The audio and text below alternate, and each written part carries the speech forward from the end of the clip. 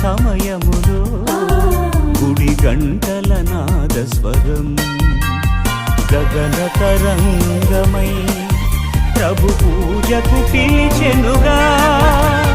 పరులతో సఖ్యమై ప్రణతులే చేయగా వేగమే చేరును ఈ దివ్య పూజకు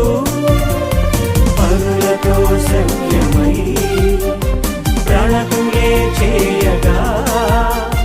వేగమే చేరును ఈ దివ్య పూజకు